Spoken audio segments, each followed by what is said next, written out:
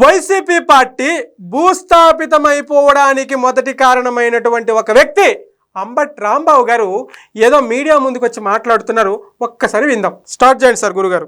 ఆయన ఎవరు సమాధానం చెప్పాడు మొన్న నానాజీ మామూలుగా సమాధానం చెప్పలా ఏమన్నాడు నా కొడక శభాష్ పవన్ కళ్యాణ్ గారు భలే ట్రైనింగ్ ఇస్తారు సార్ మీరు. నా కొడక అన్నారు. శభాష్ పవన్ కళ్యాణ్ గారు భలే ట్రైనింగ్ ఇస్తున్నారు సార్ మీరు. అంటే నా కొడక అనడం అనేది జనరల్గా తప్పు. నా కొడక అనడం అనేది ఈయన దృష్టిలో పెద్ద తప్పు. ఎంతకంటే ఎంత పెద్ద తప్పు అంటే ఖర్జూర్ నాయుడు గారు అంటే చంద్రబాబు నాయుడు గారి ఫ్యామిలీని, కార్యకర్తల ఫ్యామిలీని, లోకేష్ గారిని మొత్తాన్ని కలిపి ఎంత దారుణంగా తిట్టారో మీ అందరికీ తెలుసు. ఆ దారుణమైనటువంటి తిట్ల కంటే ఇది చాలా పెద్ద తప్పు మన అంబటి రాంబాబు గారి దృష్టిలో. మీరు ఒక విషయాన్ని గుర్తుపెట్టుకోవాలి. పవన్ కళ్యాణ్ గారు కాకినాడ వెళ్ళి మీకు బుద్ధి ఉందా లేదా? ఉంది. ఎవరు మాట్లాడేంటి తెలిసిన తర్వాత మాట్లాడటం మొదలు పెట్టారు. మళ్ళీ ఇవాళ చంద్రబాబు నాయుడు అంటున్నారు ఏంటండి పవన్ కళ్యాణ్ అంటే మీరు మాట్లాడరేంటి, అందరు మీరు మాట్లాడని అంటున్నారు. బుద్ధి ఉంది. పవన్ కళ్యాణ్ చెప్పేంతవరకు మీరు మాట్లాడరు, చంద్రబాబు చెప్పేంతవరకు మీరు అంటే మీకు మాట్లాడాలని అనిపించట్లా.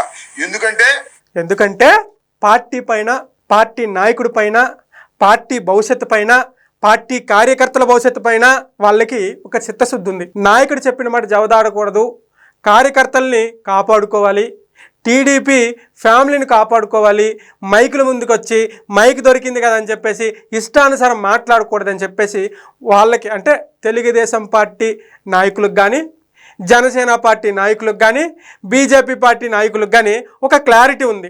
మనలాగా మైక్ దొరికింది కదా, మనకి జగన్మోహన్ రెడ్డికి తెలియక ఏం చేసినా మన ప్రధాన టార్గెట్ ఏంటి?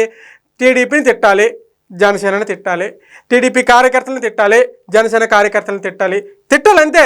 రాష్ట్రంలో ఏమైనా జరగని మనకు సంబంధం లేదు. ఎంతైనా అభివృద్ధి జరగని, ఎంతైనా అభివృద్ధి జరగకపోయి, ప్రజలకు ఎంతైనా లాభం జరగని, ఎంతైనా లాభం జరగకపోయి, మనం కేవలం దేనికి ప్రెస్ మీట్ పెట్టాలి? తిట్టడం కోసమే ప్రెస్ మీట్ పెట్టాలి. కానీ టీడీపీలో కానీ జనసేనలో కానీ అలా ఉండదు. ఎందుకంటే ఈ టీడీపీ స్కూలు, జనసేన స్కూల్ ఎలా ఉంటుందంటే చాలా క్రమశిక్షణతో ఉంటుంది.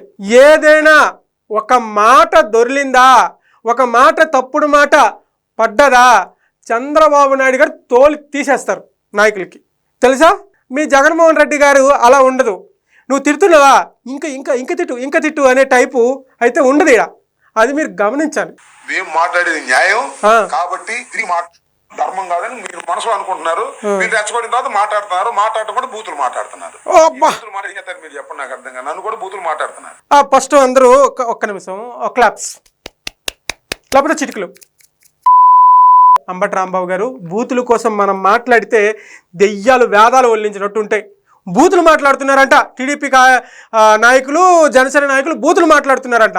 ఎంత దారుణం అంటే మీరు ఒకసారి ఆలోచించండి. నేను అంబటి రాంబాబు గారిని అడుగుతున్నా, సార్ వీళ్ళు మాట్లాడే బూతులను మీకు అనిపిస్తే కొడాలి నాని గారు మాట్లాడినవి ఏంటి సార్? కొడాలి నాని గారు మాట్లాడినవి ప్రవచనాలా? మీరు మాట్లాడినవి సూక్తులా? రోజా మాట్లాడినవి సంగీత స్వరాలా? రజనీ మాట్లాడినవి సప్త స్వరాలా? ఎవడు ఇంకొక నాని ఉంటాడు, ఆయన మాట్లాడినవి ఏంది మరి? అవి పొద్దున్నే సుప్రభాతాలా? మీరు మాట్లాడినవి ఏంటి? మీరు మాట్లాడినవి అవి, వీళ్ళు మాట్లాడినవి బూతులా? మనం ఒకటి మాట్లాడమంటే బయట ప్రజలు ఎలా తీసుకుంటారు?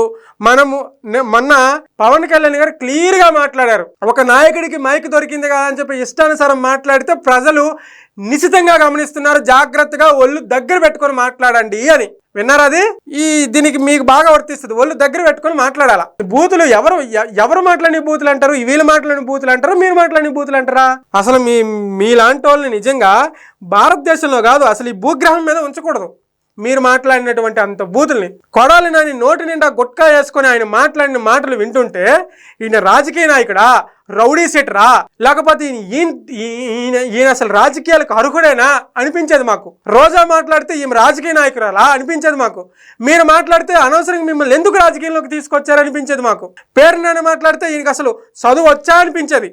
అంత దారుణంగా బూతులు మాట్లాడి వైసీపీ పార్టీ అంటేనే బూతుల పార్టీగా చిత్రీకరించినటువంటి మీరు ఈరోజు బూతులు మాట్లాడేస్తున్నారంటే టీడీపీ వాళ్ళు, ఈరోజు బూతులు మాట్లాడేస్తున్నారంటే జనసేన వాళ్ళు. అది మీకు బాధ వచ్చేసింది. మీది ఎలా ఉంటుందంటే వినోటోడు ఉంటే, మైకులు ముందుంటే విమానం మీద నా టవ్వాలు ఆరేసాను అనేటట్టు ఉంటాయి మీ మాటలు. అవును, బూతులే కాదు, గతంలో ప్రజల ఆర్తనాదాలు, ప్రజల ఇబ్బందులు, ఆంధ్రప్రదేశ్ ఘోష, అమరావతి రైతుల యొక్క ఘోష ఈ చెవుల్లో వినటం, ఈ చెవుల్లో వదిలేసడం, ఇదే చేశారు మీరు. నిజాలే చెప్తున్నారు, కాకపోతే టాపిక్ చేంజ్ చేశారు అంతే. నిజాలే చెప్తున్నారు కానీ టాపిక్ చేంజ్ చేశారు. వైఎస్ఆర్ కాంగ్రెస్ పార్టీ తరఫున పోలీసు వ్యవస్థ మీద కానీ అన్యాయం జరిగినప్పుడు కానీ పోరాడుతూనే ఉంటా. పోలీసుల మీద పోరాడుతూనే ఉంటారంట, పోలీసు వ్యవస్థ మీద. అంటే టీడీపీ అంటే కూటమి ప్రభుత్వం పాలనలో పోలీసు వ్యవస్థ గాడి తెప్పింది అని దీని అర్థం. పోలీసు వ్యవస్థ గాడి ఎక్కడ తప్పింది తెలుసా? మాస్కులు లేవు మహాప్రభో, గవర్నమెంట్ హాస్పిటల్లో మాస్కులు ఇవ్వండి కరోనా టైంలో అంటే పోలీసుల్ని తన సొంత రౌడీ షీటర్లుగా వాళ్ళ ఇంటి డాక్టర్ నడి రోడ్డు మీద ఈడ్చుకెళ్ళి చంపేశారే, దాన్ని పోలీసులు గాడి తప్పడం అంటారు. దళితుడిని చంపేసి డోల్ డెలివరీ చేస్తే ఆయన్ని పట్టుకోవడానికి కొన్ని రోజులు గడిపేశారు, దాన్ని పోలీసు వ్యవస్థని వాడుకోవడము అంటారు. మీరు ఒకసారి ఆలోచించండి, జగన్మోహన్ రెడ్డి బయటకు వచ్చినప్పుడు పరదాలు పట్టుకోవడానికి పోలీసులను వాడుకున్నామే, దాన్ని పోలీసు వ్యవస్థ నిర్వీర్యం చేయడం అని అంటారు. అర్థమైందా? పోలీసు వ్యవస్థని సొంత మనుషులుగా వాడుకుంది జగన్మోహన్ రెడ్డి. ఇప్పుడు పోలీసు స్వతహాగా తన సొంతంగా తన విధులని చాలా నిజాయితీగా నిర్వహిస్తున్నాడు పోలీసు. మళ్ళా వచ్చే జగన్మోహన్ రెడ్డి గారి ప్రభుత్వమే, గుర్తుపెట్టుకోండి, మీ పాపాలు పండుతున్నాయి. ఏంది మళ్ళా వచ్చేది? జగన్మోహన్ రెడ్డి గారి ప్రభుత్వమే, మీ పాపాలు పండుతున్నాయి. ఈ 11 సీట్లతో మనం మళ్ళీ అధికారంలోకి వచ్చేస్తాం, అంతే కదా? మీ మీ మీ మీ అభిప్రాయం ఏంటంటే ఈ 11 సీట్లతోనే మళ్ళీ మనం అధికారంలోకి వచ్చేస్తాం. మీ మేధాశక్తికి, మీ తెలివితేటలకి, మీ ఏమంటారు, మీ మాట్లాడే విధానానికి మా సెల్యూట్. మీలాంటి వాళ్ళు వైఎస్ఆర్సీపీ పార్టీలో ఉండాలి, ఎప్పటికైనా ఉండాలి. ఎందుకంటే ఆ 11 సీట్లు కూడా పోయి 1 సీట్ వచ్చేంత వరకు మీలాంటి వాళ్ళు వైసీపీకి చాలా అవసరం. దీనిపై మీరేమంటారో కింద కామెంట్ రూపంలో తెలియజేయండి. Thank you.